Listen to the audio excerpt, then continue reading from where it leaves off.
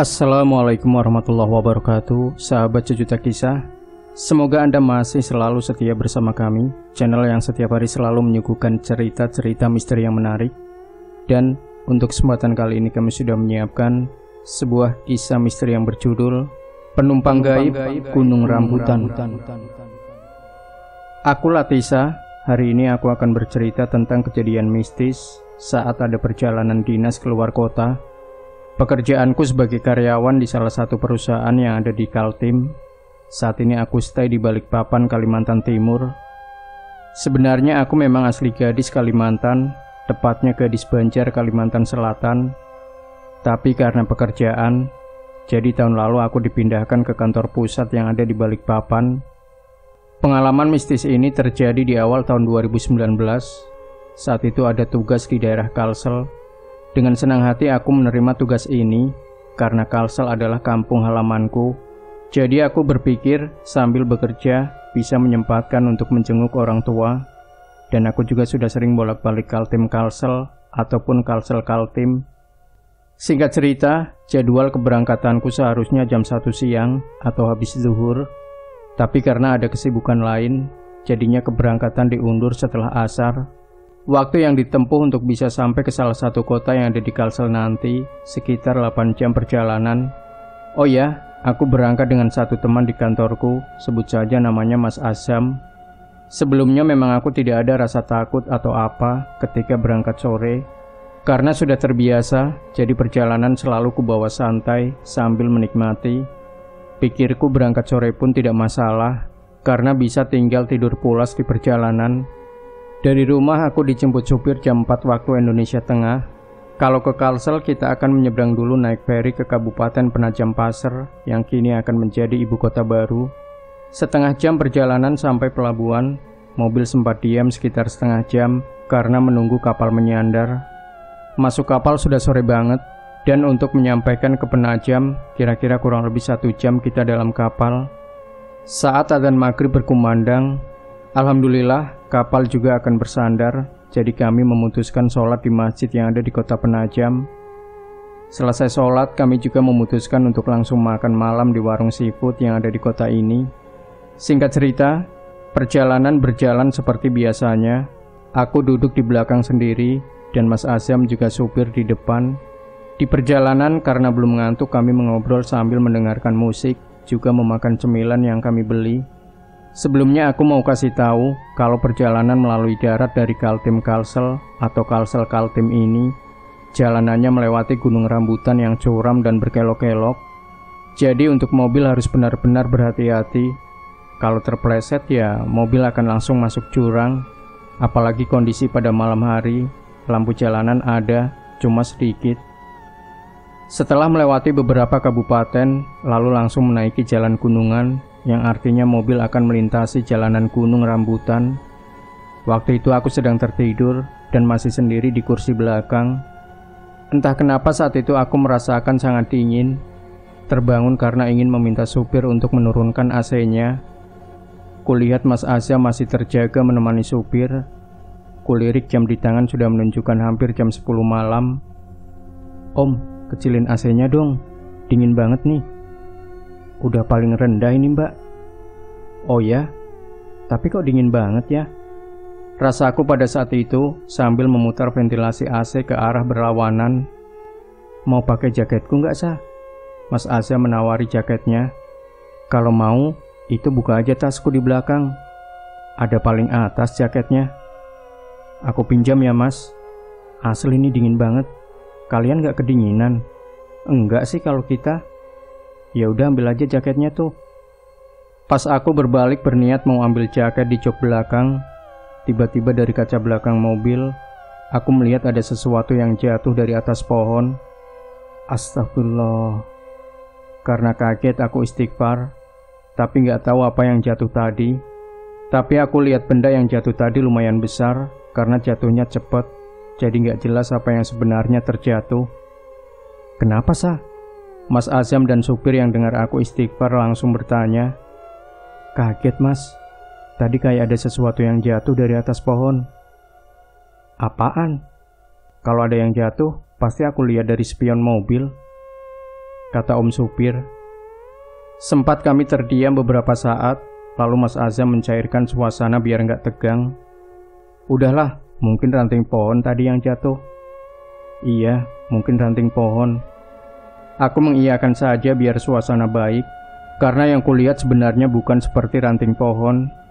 Tapi langsung kutepis pemikiran itu, karena waktu itu aku langsung merasakan bulu kuduk berdiri. Perjalanan kita melintasi gunung masih panjang. Pada baca doa masing-masing ya. Kami langsung mengiyakan apa kata supir. Saat itu juga aku langsung zikir dalam hati, karena masih merasa gak enak dan merinding. Tiba-tiba mobil melaju pelan. Kenapa Om? Tanyaku. Itu ada yang melambai di ujung jalan. Mana? Mas Azam menajamkan matanya ke arah depan. Waduh, beneran. Ada orang beneran di situ. Di tengah gunung gini kok ada orang sendirian berdiri di sini? Mana sih? Aku ikut menajamkan penglihatan. Benar saja ada perempuan melambai di depan sana. Kita terus aja lah Mas. Takutnya ini tipuan begal. Mana mungkin malam-malam jam segini ada orang berdiri sendirian di tengah gunung gini, seru Mas Azam. Iya juga sih. Tapi kan itu kayaknya perempuan deh.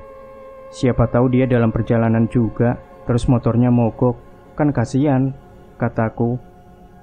Benar saja, ketika mobil kami mulai mendekati orang yang melambai itu, terlihat seorang wanita yang dilihat usianya lebih tua dariku, menenteng tas di bahu, dan ada sepeda motor di dekatnya. Tuh kan, motornya mogok nih. Kasihan, bantuinlah, ucapku pada mereka, dan langsung saja supir berhenti di depan wanita ini. Kenapa Mbak? Mas Azam membuka kaca menanyakan keadaan wanita tersebut. Motorku mogok. Aku mau ke pasar di turunan gunung sana. Boleh ikut menumpang? Kami sempat terdiam pada pikiran masing-masing, lalu bingung mau dikasih tumpangan atau enggak. Tapi setelah kami lihat lagi, wanita tersebut memang tidak ada yang aneh. Karena desakanku yang juga wanita merasa kasihan, akhirnya wanita tersebut kami putuskan mengantarnya sampai pasar yang ia maksud. Naik Mbak. Kubukakan pintu mobil untuknya. Kok sendirian sih Mbak? Mas Azam langsung bertanya. Iya, sudah biasa saya kemana-mana sendiri, ucap wanita itu dengan suara pelan seperti orang sedang sakit. Oh iya Mbak, kenalin, aku Latisa. Kuulurkan tangan kepadanya. Sari, jawabnya singkat sambil menyambut uluran tanganku, dan yang kurasakan saat itu tangannya halus dan sangat dingin. Ketika kami saling melepaskan jabatan tangan, tiba-tiba aku mencium aroma melati yang sangat pekat. Aku langsung terdiam. Waktu itu yang kurasakan bingung dan tengkukku merinding. Tidak tahu dengan Mas Azam dan Om Supir, apa mereka juga mencium aroma melati juga. Dan di saat itu, aku terus berzikir dan terus berdoa. Kulihat Sari hanya memandang ke depan tanpa ekspresi. Sudah beberapa kali kami menuruni gunung dan belum terlihat adanya pasar yang dimaksudkan oleh Sari. Masih jauh Mbak pasarnya? Om Supir bertanya, tapi Sari diam saja, masih tanpa ekspresi.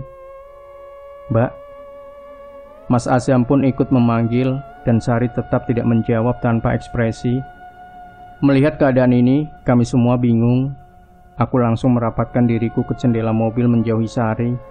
Tiba-tiba hawa menjadi sangat dingin, dan seketika kulihat Sari menengok ke arahku dengan menyeringai tersenyum sampai selebar daun telinga. Melihat hal itu aku langsung ketakutan berteriak, Astagfirullah, astagfirullahaladzim, astagfirullahaladzim.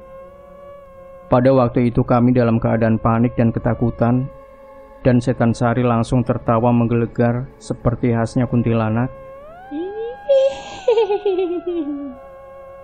Entah apa yang terjadi, saat kubuka mata, aku terbangun di sebuah rumah.